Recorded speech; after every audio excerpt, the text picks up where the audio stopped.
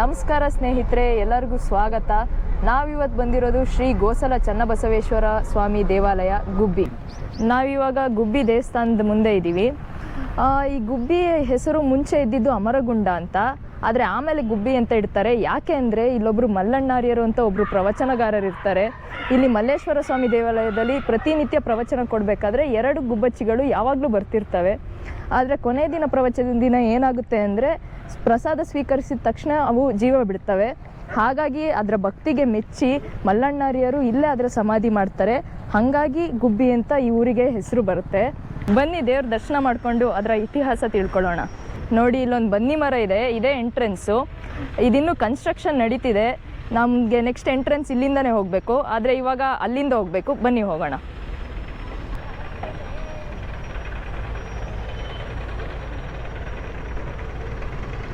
ಈ ದೇವಸ್ಥಾನ ಶ್ರೀ ಚನ್ನಬಸವೇಶ್ವರ ಸ್ವಾಮಿಯವರ ಗದ್ದುಗೆ. ಈ ದೇವಸ್ಥಾನ ಕೆಲವು ವರ್ಷಗಳ ಹಿಂದೆ ಶಿಥಿಲವಾಗಿರುತ್ತೆ, ಅಂದರೆ ಹಾಳಾಗಿರುತ್ತೆ. ಸೊ ಅದು ಹಾಳಾಗಿರೋದನ್ನು ನಮ್ಮ MP ಬಸವರಾಜು ಅವರು ನೋಡಿ 2002ರಲ್ಲಿ ಮತ್ತೆ ಅದನ್ನು ರೀಕನ್ಸ್ಟ್ರಕ್ಟ್ ಮಾಡಬೇಕು ಅಂತ ಕಮಿಟಿ ಫಾರ್ಮ್ ಮಾಡಿಬಿಟ್ಟು ಡಿಸೈಡ್ ಮಾಡ್ತಾರೆ. ಈ ದೇವಸ್ಥಾನಕ್ಕೆ ತಮಿಳುನಾಡಿನ ಶಿಲ್ಪಿಗಳಿಂದ, ದೊಡ್ಡಬಳ್ಳಾಪುರದ ಕಲ್ಲುಗಳಿಂದ, ಹಾಗೆ ದಾನಿಗಳ ನೆರವಿನಿಂದ ನಮ್ಮ ಸಿದ್ಧಗಂಗಾ ಮಠದ ಮಠಾಧಿಪತಿಗಳಾಗಿದ್ದ ಡಾಕ್ಟರ್ ಶ್ರೀ ಶಿವಕುಮಾರ ಸ್ವಾಮೀಜಿಯವರ ಮಾರ್ಗದರ್ಶನದಲ್ಲಿ ಕೇವಲ 10 ವರ್ಷದಲ್ಲಿ ಈ ದೇವಸ್ಥಾನದ ನಿರ್ಮಾಣವನ್ನು ಪೂರೈಸ್ತಾರೆ.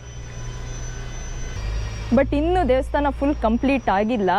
ನೀವೇ ಇಲ್ಲಿ ನೋಡ್ಬೋದು, ಇನ್ನೂ ಕನ್ಸ್ಟ್ರಕ್ಷನ್ ನಡೀತಿದೆ. ಎಂಟ್ರೆನ್ಸ್ ಆಗಬೇಕು. ಹಾಗೆ ಇಲ್ಲಿ ಕೆತ್ತನೆಗಳನ್ನ ಮಾಡ್ತಾ ಇದ್ದಾರೆ. ಬನ್ನಿ ನೋಡೋಣ.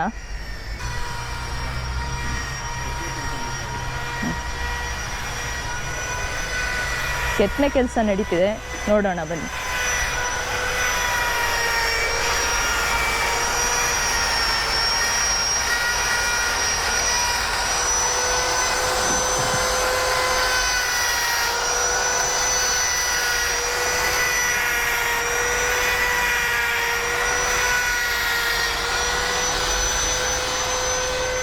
ಇಲ್ಲೊಂದು ನಾಗಲಿಂಗ ಪುಷ್ಪ ಮರ ಇದೆ. ಚನ್ನಬಸವೇಶ್ವರ ಸ್ವಾಮಿಗಳನ್ನ ನಮ್ಮ ಗುಬ್ಬಿಯಪ್ಪ ಅಂತಲೇ ಕರೀತಾರೆ ನಮ್ಮ ಜನ. ಅವ್ರ ಬಗ್ಗೆ ತಿಳ್ಕೊಬೇಕು, ಅವ್ರ ಇತಿಹಾಸ ತಿಳ್ಕೊಬೇಕು ಅಂದರೆ ಅವರು ಮುಂಚೆ ಚಾಮರಾಜನಗರ ಜಿಲ್ಲೆಯ ಹರದನಹಳ್ಳಿಲಿ ಗೋಸಲ ಪೀಠದ ಅಧಿಪತಿಗಳಾಗಿರ್ತಾರೆ. ಅನಂತರ ಲೋಕ ಸಂಚಾರ ಮಾಡಬೇಕು ಅಂತ ನಮ್ಮ ತುಮಕೂರಿನ ಸಿದ್ಧಗಂಗಾ ಮಠಕ್ಕೆ ಬಂದು ನೆಲೆಸ್ತಾರೆ. ಅಲ್ಲಿಂದ ಗುಬ್ಬಿ ಮಲ್ಲಣ್ಣಾರ್ಯರು ಗುಬ್ಬಿಗೆ ಸ್ವಾಗತಿಸಿ ಕರೆತರ್ತಾರೆ.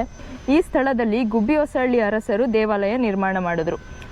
ಚನ್ನಬಸವೇಶ್ವರ ಸ್ವಾಮಿಯವರು ಸಿದ್ಧಗಂಗಾ ಕ್ಷೇತ್ರಕ್ಕೆ ಬಂದಿದ್ದು ಸುಮಾರು ಕ್ರಿಸ್ತಶಕ 1470ರಲ್ಲಿ.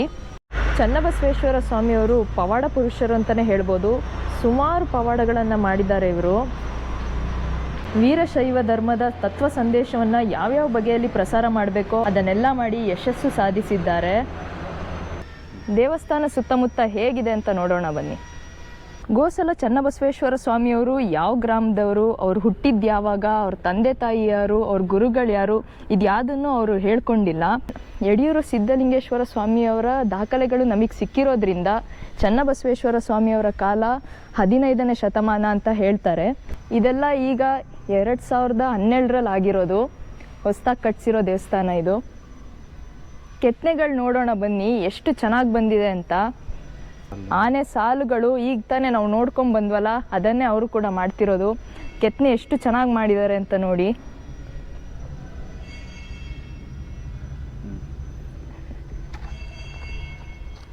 ಇನ್ನೊಂದು ಸ್ನೇಹಿತರೆ, ಗುಬ್ಬಿ ಸುತ್ತಮುತ್ತ ಇರೋ ಚನ್ನಬಸವೇಶ್ವರ ಸ್ವಾಮಿ ಭಕ್ತಾದಿಗಳು ಅವ್ರ ಜಮೀನಲ್ಲಿ ಬೆಳೆಯೋ ಮೊದಲನೇ ಬೆಳೆ ಅಂದರೆ ಹೂವಾಗಿರ್ಬೋದು, ಹಣ್ಣಾಗಿರ್ಬೋದು, ತರಕಾರಿ ಆಗಿರ್ಬೋದು, ಯಾವುದೇ ಆಗಿದ್ರೂ ಅದನ್ನು ಮುಂಚೆ ಸ್ವಾಮಿಗಳಿಗೆ ಮೀಸಲಿಟ್ಟು ಆಮೇಲೆ ಅವ್ರು ಮಾರಕ್ಕೆ ತೊಗೊಂಡೋಗ್ತಾರೆ.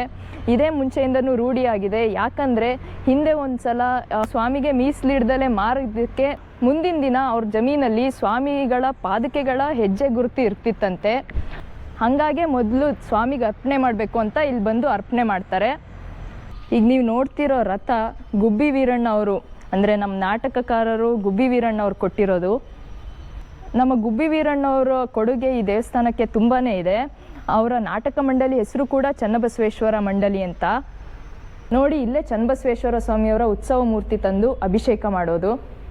ಈ ದೇವಸ್ಥಾನದಲ್ಲಿ ಮಹಾರಥೋತ್ಸವ, ತಪೋತ್ಸವ, ಬೆಳ್ಳಿ ಪಲ್ಲಕ್ಕಿ, ಹೂವಿನ ವಾಹನೋತ್ಸವ ಮೊದಲಾದ ಉತ್ಸವಗಳು ನಡೆಯುತ್ತೆ. ಜಾತ್ರಾ ರಥೋತ್ಸವ ಸಂದರ್ಭದಲ್ಲಿ ಹೊಸಹಳ್ಳಿ ಅಂಬಲಿ ಮನೆತನದವರು ಈ ಚನ್ನಬಸವೇಶ್ವರ ಸ್ವಾಮಿ ಗುಡಿಗೆ ಬಂದು ರಾಗಿಯಿಂದ ಅಂಬಲಿ ತಯಾರಿಸಿ ನೈವೇದ್ಯ ಮಾಡ್ತಾರೆ. ದೇವಸ್ಥಾನದ ಸುತ್ತಮುತ್ತ ನೇಚರ್ ಏನಿದೆ, ಎನ್ವಿರಾನ್ಮೆಂಟ್ ಏನಿದೆ, ತುಂಬ ಕ್ಲೀನಾಗಿದೆ, ಹಾಗೆ ಪೀಸ್ಫುಲ್ ಆಗಿದೆ. ಎಷ್ಟು ವಿಶಾಲವಾಗಿದೆ ಅಂದರೆ ನೀವು ಒಂದ್ಸತಿ ಇಲ್ಲಿ ಬಂದು ಅದನ್ನು ಆನಂದಿಸಬೇಕು. ಇಲ್ಲೊಂದು ಗಣಪತಿ ಮೂರ್ತಿ ಇದೆ ನೋಡಿ, ಇಲ್ಲೊಂದು ಕಲ್ಯಾಣಿ ಇದೆ, ಮೇಲಿಂದ ಒಂದ್ಸತಿ ನೋಡೋಣ ಬನ್ನಿ, ಆಮೇಲೆ ಒಳಗೋಗಿ ನೋಡೋಣ.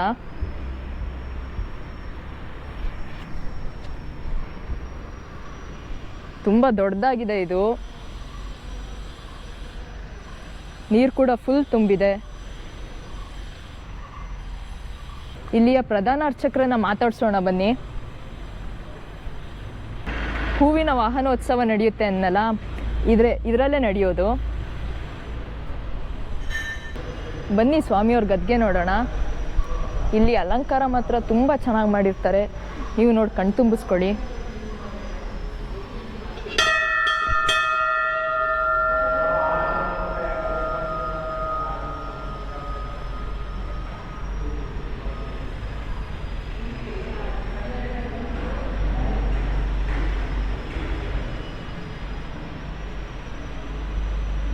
ಬನ್ನಿ ಇವಾಗ ಪ್ರಧಾನ ಅರ್ಚಕರನ್ನ ಮಾತಾಡ್ಸೋಣ. ಸ್ವಾಮಿ, ದೇವಸ್ಥಾನದ ಬಗ್ಗೆ ಒಂದೆರಡು ಮಾತು. ನನ್ನ ಹೆಸರು ರಾಜೇಶ್ ಅಂತ ಹೇಳಿ, ನಾನು ದೇವಾಲಯದ ಪ್ರಧಾನ ಅರ್ಚಕನಾಗಿ ಕೆಲಸ ನಿರ್ವಹಿಸ್ತಾ ಇದ್ದೀನಿ. ಇವರು ಗೋಸಲ ಚನ್ನಬಸವೇಶ್ವರರು ಅಂತ ಹೇಳಿ, ಇವರು ಮೂಲತಃ ಬಂದು ಚಾಮರಾಜನಗರದ ಹತ್ರ ಹರದನಹಳ್ಳಿ ಅಂತೇಳಿ, ಅಲ್ಲಿಂದ ವೀರಶೈವ ಧರ್ಮದ ಬಗ್ಗೆ ಪ್ರಚಾರ ಮಾಡ್ಕೊಂಡು ಬಂದು ಗುಬ್ಬಿಯಲ್ಲಿ ನೆಲೆಯಾಗಿರ್ತಕ್ಕಂಥ ಮೂಲಸ್ಥಾನ ಇದು. ಯಡಿಯೂರು ಸಿದ್ಧಲಿಂಗೇಶ್ವರರಿಗೆ ಗುರುಗಳು ಇವರು, ಗೋಸಲ ಚನ್ನಬಸವೇಶ್ವರರು ಅಂತೇಳಿ. ಇವರು ಮೊದಲನೇ ಬಾರಿಗೆ ಸಿದ್ಧಗಂಗಾ ಮಠಕ್ಕೆ ಬಂದಾಗ ಇಲ್ಲಿ ಕವಿ ಮಲ್ಲಣ್ಣಾರ್ಯರು ಅಂತಿದ್ರು, ಅವರು ಹೋಗಿ ಇವ್ರನ್ನ ಗುಬ್ಬಿಗೆ ಕರೆತಂದು ಇಲ್ಲಿ ಅವ್ರಿಗೆ ಅನುಷ್ಠಾನ ಪೂಜೆ ಪುನಸ್ಕಾರ ಹೇಳಿದ್ರು. ತದನಂತರ ಇವರು ಹೊನ್ನೋಡಿಕೆ ಅಂತ ಇದೆ, ಇಲ್ಲಿಂದ ಒಂದು 30 ಕಿಲೋಮೀಟ್ರ್ ಆಗುತ್ತೆ, ಅಲ್ಲಿ ಹೋಗಿ ಶವೈಕ್ಯರಾಗ್ತಾರೆ. ಅಲ್ಲಿಂದ ಅವರ ಒಂದು ಪಾರ್ಥಿವ ಶರೀರವನ್ನು ತೊಗೊಂಬಂದು ಇಲ್ಲಿ ಗದ್ದಿಗೆ ಮಾಡಿ ಪ್ರತಿನಿತ್ಯನೂ ಪೂಜೆ ಪುನಸ್ಕಾರಗಳು ನಡ್ಕೊಂಡು ಬಂದಿದೆ. ಪ್ರತಿ ವರ್ಷ ಪಾಲ್ಗುಣ ಮಾಸದ ದಶಮೇ ದಿನ ರಥೋತ್ಸವ ನಡೆಯುತ್ತೆ. ಈ ವರ್ಷ ಮಾರ್ಚ್ 1ನೇ ತಾರೀಕು ಬರುತ್ತೆ ಸ್ವಾಮಿ ರಥೋತ್ಸವ, ಮತ್ತು 7ನೇ ತಾರೀಕು ಬೆಳ್ಳಿ ಪಲ್ಲಕ್ಕಿ ಇದೆ. ಒಟ್ಟು 18 ದಿನಗಳ ಕಾಲ ಜಾತ್ರೆ ನಡೆಯುತ್ತೆ ಸ್ವಾಮಿಯವ್ರದ್ದು. ಪ್ರತಿ ದಿವಸನೂ ಉತ್ಸವ ಸೇವೆಗಳು ನಡ್ಕೊಂಡು ಬರ್ತಿದೆ. ಮತ್ತು ಶ್ರಾವಣ ಮಾಸ 1 ತಿಂಗಳು ವಿಶೇಷ ಪೂಜೆ ಇರುತ್ತೆ. ಮತ್ತು ಕಾರ್ತಿಕ ಮಾಸದಲ್ಲಿ 1 ತಿಂಗಳ ಪೂರ್ತಿ ಪ್ರತಿ ದಿವಸ ಒಬ್ಬೊಬ್ಬರು ಭಕ್ತರ ಸೇವೆ, ಉತ್ಸವಾದಿ ಕಾರ್ಯಕ್ರಮಗಳು ಇದ್ದೇ ಇರ್ತವೆ. ಮತ್ತು ಅಮಾವಾಸ್ಯೆ ವಿಶೇಷ, ಸುಮಾರು ಒಂದು 3-4 ಸಾವಿರ ಜನ ಸೇರ್ತಾರೆ ಪ್ರತಿ ಅಮಾವಾಸ್ಯೆಗೂ. ದಾಸೋಹದ ಪ್ರತಿದಿನ ದಾಸೋಹದ ವ್ಯವಸ್ಥೆ ಇರುತ್ತೆ. ಪೂಜಾ ಪುನಸ್ಕಾರಗಳು ನಡೆದ ನಂತರ ಭಕ್ತಾದಿಗಳು ದಾಸೋಹದಲ್ಲಿ ಹೋಗಿ ಪ್ರಸಾದ ಸ್ವೀಕರಿಸಿ ಹೋಗ್ತಾರೆ. ಪಕ್ಕದಲ್ಲಿರ್ತಕ್ಕಂಥ ಗದ್ಗೆ ಬಂದು ಹನುಬಸವೇಶ್ವರರು ಅಂಥೇಳಿ, ಅವರು ಗೋಸಲ ಚನ್ನಬಸವೇಶ್ವರರ ಸಹಚರರು ಅಂತ ಕರೀತಾರೆ. ಮತ್ತು ಅವ್ರಿಗಿನ ಹಿರಿಕರು, ಅವರು ಕೂಡ ಇವರ ಒಂದು ಸೇವಾ ಮನೋಭಾವನೆ ನೋಡಿ ನಾನು ಕೂಡ ನಿನ್ನ ಜೊತೆಲೇ ಇರ್ತೀನಿ ಅಂತೇಳಿ ಅವರು ಕೂಡ ಇಲ್ಲಿ ಐಕ್ಯವಾಗಿರ್ತಕ್ಕಂಥ ಸ್ಥಳ ಇದು ಹನುಬಸವೇಶ್ವರರು ಅಂಥೇಳಿ.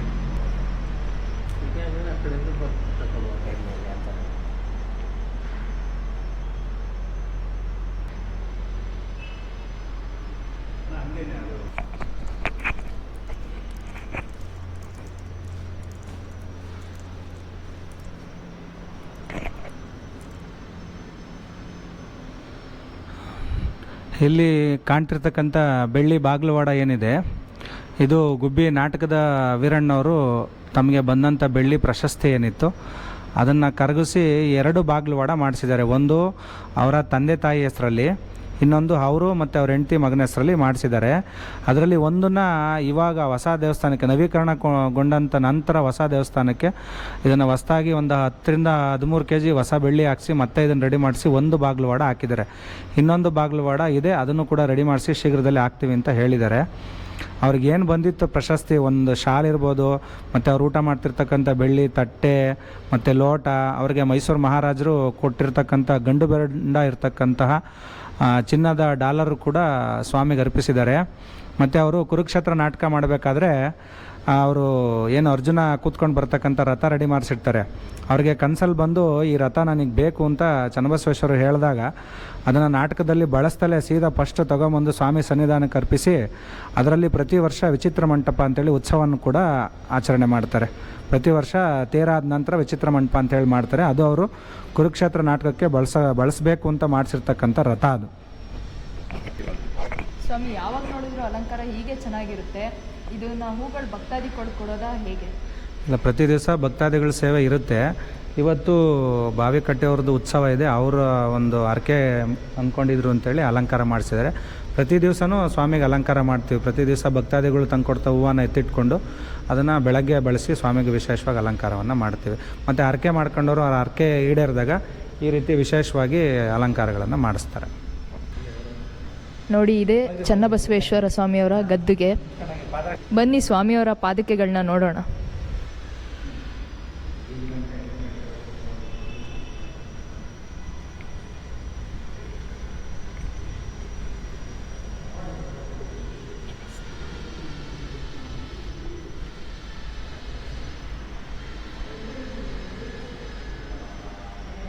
ಸ್ವಾಮಿ, ನಿಮ್ಮ ಹೆಸರು? ನಮ್ಮ ಹೆಸರು ಸಿದ್ಲಿಂಗಪ್ಪ ಅಂತ, ಗೊಲ್ಗಂಜಹಳ್ಳಿ ಅವರು. ಇದು ಪಾದರಕ್ಷೆಗಳು ಸ್ವಾಮಿಯವ್ರದ್ದು. ಇವರು ಜೀವಂತವಾಗಿದ್ದಾಗ ಬಳಸ್ತಿದ್ದಂಥ ಪಾದರಕ್ಷೆಗಳಿವು. ಅವರು ಜ್ಞಾಪಾರ್ಥಕವಾಗಿ ಇಲ್ಲಿ ಯಾವಾಗಲೂ ಇಟ್ಟಿರ್ತಾರೆ.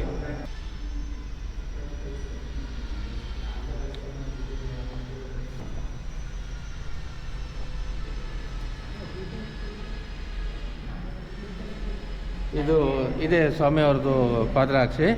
ಇದು ವರ್ಷಕ್ಕೊಂದು ಸತಿ ಬದಲಾಯಿಸ್ತಾರೆ. ತೇರಿನ ದಿನ ವಸ್ತು ತಗೊಂಬಂದು ಇಡ್ತಾರೆ. ಒಂದು 2 ವರ್ಷಕ್ಕೆ ಮುಂದಾಗಿ ತೊಗೊಂಡೋಗ್ತಾರೆ. ತಿರ್ಗಾ ತೇರು ಬರೋ ಹೊತ್ತಿಗೆ ಇದು ಹೆಂಗೆ ಅಂದರೆ ಮನುಷ್ಯರು ಹೇಗೆ ಬಳಸಿದ್ರೆ ಸವಿಯುತ್ತೋ ಹಾಗೆ ಪೂರ್ತಿ ಎಲ್ಲ ಸೌದೋಗಿರುತ್ತೆ.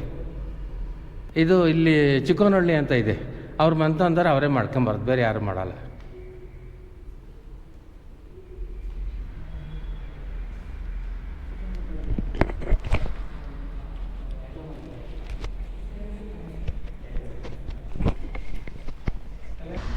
ಬನ್ನಿ ಅಲ್ಲಿರೋ ಕಲ್ಯಾಣಿ ಬಗ್ಗೆ ತಿಳ್ಕೊಳ್ಳೋಣ.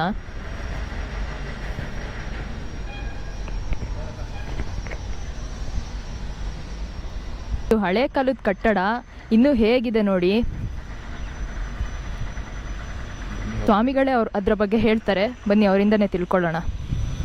ಸರ್, ಇದು ಪಾಪನಾಶಿನಿ ಕೊಳ ಅಂತ ಅಂದ್ಬಿಟ್ಟು, ಹಿಂದೆ ನೆಲ್ಲಿ ನೀರು ಇದು ಏನು ಇಲ್ದಂಥ ಕಾಲದಲ್ಲಿ ಬರ್ತಕ್ಕಂಥ ಭಕ್ತಾದಿಗಳು ಕೈಕಾಲು ತೊಳ್ಕೊಂಡು ಒಳಗೆ ಹೋಗೋದಕ್ಕೆ ಅಂತ ಅಂದ್ಬಿಟ್ಟು ಇದು ಅಡವಿ ಸ್ವಾಮಿಯವ್ರು ಕಟ್ಸಿರೋಂಥ ಪಾಪನಾಶಿನಿ ಕೊಳ. ಇದರೊಳಗೆ 63 ಲಿಂಗಗಳಿದ್ದಾವೆ. ಅದು ಒಬ್ಬೊಬ್ಬರ ಹೆಸರಿನಲ್ಲಿ ಒಂದೊಂದಿದೆ. ನೋಡೋಣ ಬನ್ನಿ. ಆಗಿನ ಕಾಲದಲ್ಲಿ ಚನ್ನಬಸಪ್ಪ ಮತ್ತು ಅವರ ಧರ್ಮಪತ್ನಿ ಗೌರಮ್ಮನವರು 7,001 ರೂಪಾಯಿ ಸೇವೆ ಮಾಡಿ ಕೊಟ್ಟಿರೋ ಕೊಡುಗೆ ನೋಡಿ. ಇದು ಪೇಂಟಿಂಗಿಗೆ ಕೊಟ್ಟಿರೋ ಕೊಡುಗೆ. ಬನ್ನಿ ಒಳಗೆ ಹೋಗಿ ನೋಡೋಣ. ಗಣಪತಿ ವಿಗ್ರಹ ಇದೆ,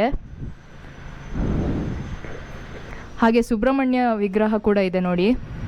ವೀರಭದ್ರ ಸ್ವಾಮಿ ವಿಗ್ರಹ ತುಂಬ ಹಳೇದು ನೋಡಿ. ಇದು ತುಂಬ ಹಳೆಯ ಲಿಪಿ, ಅಕ್ಷರಗಳು ಅಷ್ಟು ಸ್ಪಷ್ಟವಾಗಿ ಕಾಣ್ತಿಲ್ಲ. ಇದೇ ಎಂಟ್ರೆನ್ಸ್ ಗೇಟ್ ನೋಡಿ. 63 ಲಿಂಗಗಳಿದ್ದಾವೆ. ಇಲ್ಲಿ ಪ್ರತಿಷ್ಠಾಪನೆ ಮಾಡಿದವ್ರ ಹೆಸರುಗಳು ಇದೆ. ಅದೀಗ ಸುಣ್ಣ ಇದು ಮಾಡ್ತಾ ಎಲ್ಲ ಹೋಗಿದೆ. ಇದು ಪಾಪನಾಶಿನಿ ಕೊಳ ಅಂತ ಬರ್ತಕ್ಕಂಥ ಭಕ್ತಾದಿಗಳಿಗೆ ಕೈ ಕಾಲು ತೊಳ್ಕೊಂಡು ಒಳಗಡೆ ಹೋಗೋದಕ್ಕೆ ಅಂದ್ಬಿಟ್ಟು ಅಡವಿ ಸ್ವಾಮಿಯವರು ಆ ಕಾಲದಲ್ಲಿ ಮಾಡಿಸಿರೋದು. ಇಲ್ಲಿ ಯಾವಾಗಲೂ ನೀರಿರುತ್ತೆ. ಎಷ್ಟಡಿ ಆಳ ಇದೆ ಸ್ವಾಮಿ? 30 ಅಡಿ ಆಳ ಇದೆ. ಇದು ನೀರು ಬಿಡೋದ ಅಥವಾ ಇಲ್ಲ, ಮಳೆ ನೀರು. ತೆಪ್ಪೋತ್ಸವ ಮಾಡೋದು ಇಲ್ಲೇ ವರ್ಷಕ್ಕೊಂದ್ಸತಿ. ಕೊನೆ ದಿನ ಜಾತ್ರೆಯಲ್ಲಿ ಇಲ್ಲೇ ತೆಪ್ಪೋತ್ಸವ ಆಗ್ತಾ ಇರೋದು. ಇವಾಗ ವರ್ಷದ ಹಳೇದು ಸ್ವಾಮಿ ಇದು? ಸುಮಾರು ಅಲ್ಲೇ 100 ವರ್ಷದ ಹಳೇದು ನೋಡಿ. ಇದರಲ್ಲಿ ಮೀನು ಕಾಣಿಸ್ತಿದೆ, ಆಮೆಗಳು ಕೂಡ ಇದೆ ನೋಡಿ. ತುಂಬ ವಿಶಾಲವಾಗಿದೆ ಜಾಗ ನೋಡಿ.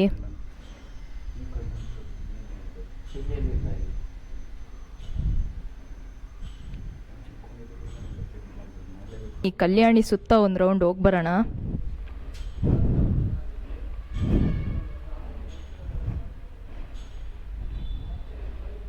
ತುಂಬ ದೊಡ್ಡ ಜಾಗ ಇದೆ, ಹಾಗೆ ತುಂಬ ಪೀಸ್ಫುಲ್ ಆಗಿದೆ ಇಲ್ಲಿ ಪ್ಲೇಸು. ಕ್ಲೀನಾಗಿ ಮೇಂಟೈನ್ ಮಾಡಿದ್ದಾರೆ, ತುಂಬ ಸ್ವಚ್ಛವಾಗಿದೆ. ದೇವಸ್ಥಾನದ ಒಳಗೂ ಅಷ್ಟೇ, ಹೊರಗೂ ಅಷ್ಟೇ.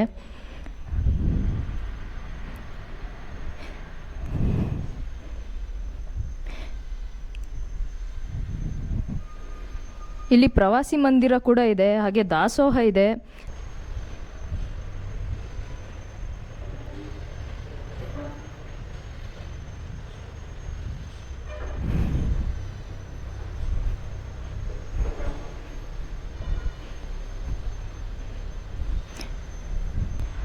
ಸಿದ್ಧಲಿಂಗೇಶ್ವರ ಸ್ವಾಮಿಯವರ ಮೂರ್ತಿ. ತುಂಬ ಹಳೇ ಕಟ್ಟಡ ಇದು, ನೋಡ್ಬೋದು ನೀವೇನೆ, ಬಿರುಕು ಬಿಟ್ಟಿದೆ, ಮಳೆ ಬಂದು ಇಲ್ಲೆಲ್ಲ ಸೋರಿದೆ.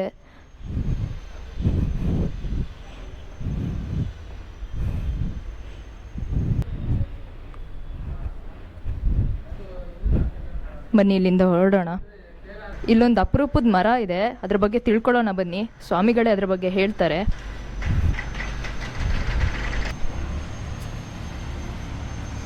ಇದು ಬಿಲ್ಪತ್ರೆ ಮರ ಪ್ರತಿ ದಿವಸನೂ ಸ್ವಾಮಿಗೆ ಕಿತ್ತು ಬಳಸ್ತೀವಿ. ಆಮೇಲೆ ಇದೇ ಬಗ್ಲಲ್ಲಿರೋದು ಬನ್ನಿ ಮರ, ಇದರಲ್ಲೂ ಪತ್ರೆ ಕಿತ್ತು ಸ್ವಾಮಿಗೆ ಬಳಸ್ತೀವಿ. ಇದು ಒಂದೇ ತೆಂಗಿನಕಾಯಿನಲ್ಲಿ 3 ಕಣ್ಣಲ್ಲೂ ಒಂದೊಂದು ಸೊಸಿ ಬಂದಿರತಕ್ಕದ್ದು. 3 ಮರನೂ ಚೆನ್ನಾಗಿದ್ದಾವೆ. ಎಷ್ಟು ವರ್ಷ ಆಯಿತು ಸ್ವಾಮಿ? ಯಾರೋ ಹಿಂಗೆ ಭಕ್ತರು 100 ಕಾಯಿ ಜೊತೆಲಿ ಹಾಕಿರ್ತಾರಲ್ಲ, ಅದರಲ್ಲಿ 3 ಕಣ್ಣು ಬಂದಿರುತ್ತೆ ನೋಡಿ, ಅದು ಅವ್ರಿಗೆ ಏನಾದ್ರು ತೊಂದರೆ ಆಗುತ್ತೆ ಅಂದ್ಬಿಟ್ಟು ತಂದು ದೇವಸ್ಥಾನದಲ್ಲಿ ಹಾಕೋಗಿರೋದು. ಚೆನ್ನಾಗಿ ಬಂದಿದೆ, ಇವಾಗ ಚೆನ್ನಾಗಿ ಬಂದಿದೆ, ಫಸಲು ಬಿಡುತ್ತೆ, ಮರನೂ ಚೆನ್ನಾಗಿದ್ದಾವೆ.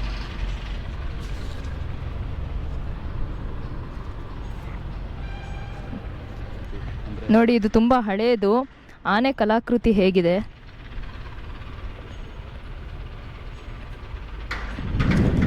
ಜಾತ್ರೆಯಲ್ಲಿ ಉತ್ಸವಕ್ಕೆ ಬಳಸೋ ವಸ್ತುಗಳಿದ್ದಾವೆ, ಅದ್ರ ಬಗ್ಗೆ ತಿಳ್ಕೊಳ್ಳೋಣ ಬನ್ನಿ. ನೋಡಿ, ಇಲ್ಲೊಂದು ಧ್ವಜಸ್ತಂಭ ಇದೆ. ಇಲ್ಲಿಂದ ನಿಂತ್ಕೊಂಡು ನೋಡಿದ್ರೆ ಗರ್ಭಗುಡಿ ಕಾಣುತ್ತೆ.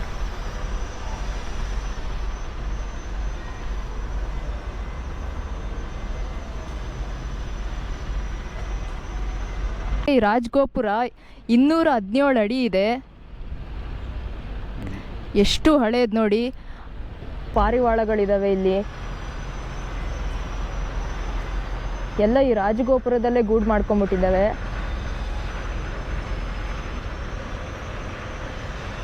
ರಾಜಗೋಪುರದ ಹತ್ರ 2 ಆನೆಗಳಿದ್ದಾವೆ, ಆ ಕಡೆ ಮತ್ತು ಈ ಕಡೆ. ಹಾಗೆ ಒಂದು ಗಣಪತಿ ಮೂರ್ತಿ, ಬಲ್ಗಡೆ ಚಾಮುಂಡೇಶ್ವರಿ ತಾಯಿಯವ್ರ ಮೂರ್ತಿ ಇದೆ. ಇಲ್ಲೊಂದು ಸ್ವಾಮಿಗಳ ಪಾದಕ್ಕೆ ಅಂತ ಮಾಡಿದ್ದಾರೆ ನೋಡಿ. ಬನ್ನಿ ಆ ವಸ್ತುಗಳ ಬಗ್ಗೆ ತಿಳ್ಕೊಳ್ಳೋಣ. ಹೇಳಿ ಸ್ವಾಮಿ. ಜಾತ್ರೆನಲ್ಲಿ ಲಾಸ್ಟ್ ದಿನ ಬಳಸೋದು ಇದಕ್ಕೆ ತಪಸ್ತೋಕೆ ಇದೆ ಬಸವಣ್ಣ. ಇದಾದ್ಮೇಲೆ ಇದು ಚೆನ್ನಾಚಾರ ಅಂತ ಬೆಂಗಳೂರಿನವರು ಅವ್ರು ಸ್ವಂತವಾಗಿ ಮಾಡ್ತಿಟ್ಕೊಂಡಿದ್ದಾರೆ, ಅವರು ಜಾತ್ರೆನಲ್ಲಿ ಬಳಸ್ತಾರೆ. ಇದು ಜಾತ್ರೆಯಲ್ಲಿ ಬಳಸೋದೇ ಬಸವಣ್ಣ. ಹಿತ್ತಾಳೆದು.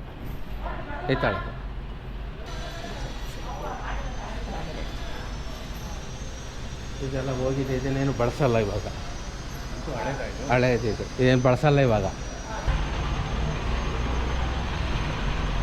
ಇದು ಕುದುರೆ, ನವಿಲು, ಈ ನಂದಿ, ಇದೆಲ್ಲ ಜಾತ್ರೆಯಲ್ಲಿ ಬಳಸ್ತೀವಿ. ಜಾತ್ರೆ ನಡೆಯುತ್ತಲ್ಲ ಸ್ವಾಮಿ, 17 ದಿವಸ ಜಾತ್ರೆ ನಡೆಯುತ್ತೆ, ಆವಾಗ ಬಳಸೋ ವಸ್ತುಗಳು ಇವೆಲ್ಲ. ನಂದಿ, ಕುದುರೆ, ಆ ಕಡೆ ಇರೋ ಆನೆ ನೋಡಿ, ಇದು ಜಾತ್ರೆಯಲ್ಲಿ ಬಳಸೋ ವಸ್ತುಗಳೇನು. ಅದು ಹೊಸದಾಗಿ ಮಾಡಿಸಿರೋದು ಸ್ವಾಮಿ. ಹೊಸ್ದಾಗಿ ಮಾಡಿಸಿರೋದು. ನೋಡೋಣ ಬನ್ನಿ, ಇಲ್ಲಿ ಹೊಸದಾಗಿ ಮಾಡಿಸಿರೋ ಬಸವಣ್ಣ ಇದೆ.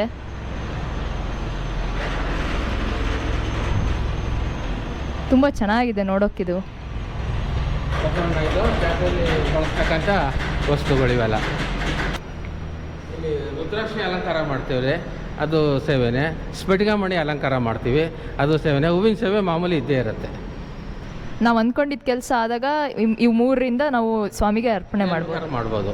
ಹೂವಿನ ಸೇವೆ ಆಗಲಿ, ಪ್ರತಿದಿನ ಅಭಿಷೇಕ ಆಗಲಿ, ಯಾವುದು. ಅಮಾವಾಸ್ಯೆ ಪೂರ್ಣಮಿ ದಿನ ಯಾವುದಾದ್ರೂ ವಿಶೇಷ ಪೂಜೆ ಇರುತ್ತಾ ಸ್ವಾಮಿ? ಮಾಮೂಲಿ ಬೆಳಗಿನ ಸಾಯಂಕಾಲದವರೆಗೂ ಜನ ಬರ್ತಾರೆ, ವಿಶೇಷ ಪೂಜೆ ಇದ್ದೇ ಇರುತ್ತೆ ಅವತ್ತು. ಸಮಯ ಬೆಳಗ್ಗೆ 6:30 ಓಪನ್ ಆದ್ರೆ ಸಾಯಂಕಾಲ 8 ಗಂಟೆವರೆಗೂ ಇರ್ತೀವಿ. ಹಿಂದೆ ಬೆಳಿಗ್ಗೆ ತೇರಿನ ಅಲಂಕಾರಕ್ಕೆ ಅಂತ ಅಂದ್ಬಿಟ್ಟು ಹೂವು ತಗೊಂಬಂದು 2 ಗಂಟೆಯಲ್ಲಿ ಬೀಗ ತೆಗೆದ್ರೆ ಏನು ಮಾಡಿದ್ರು ಬೀಗ ಬರಲಿಲ್ಲ.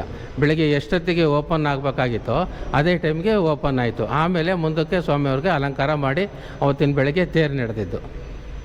ಆ ಟೈಮಲ್ಲಿ ಸ್ವಾಮಿಯವರು ಸಂಚಾರ ಹೋಗಿರ್ತಾರೆ, ದೇವಸ್ಥಾನದಲ್ಲಿ ಇರೋದಿಲ್ಲ. ಅವ್ರು ಬರಬೇಕಾದ್ರೆ ಬೆಳಗ್ಗೆ 4 ಗಂಟೆ ಮೇಲೆ. ಇದು ದೇವರ ಪವಾಡ.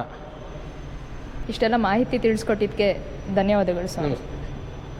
1524ರಿಂದ 1530 ಸ್ವಾಮಿಯವರು ಮಹಾಲಿಂಗದಲ್ಲಿ ಲೀನರಾಗಿದ್ದಾರೆ ಅಂತ ಹೇಳಲ್ಪಡುತ್ತೆ.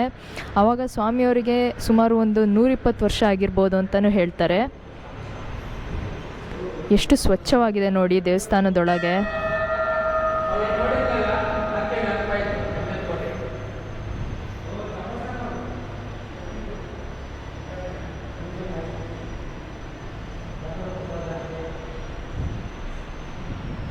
ಇಲ್ಲಿ ಕೆತ್ತನೆಗಳು ತುಂಬ ಚೆನ್ನಾಗಿ ಮಾಡಿದ್ದಾರೆ.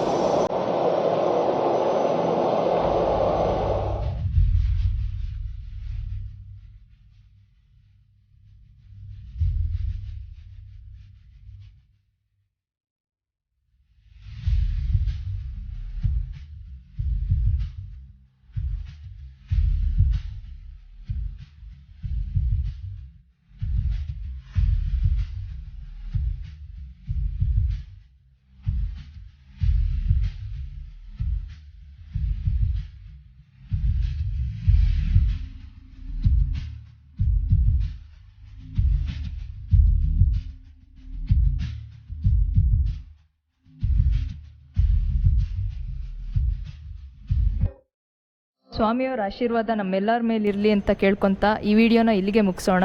Thank you.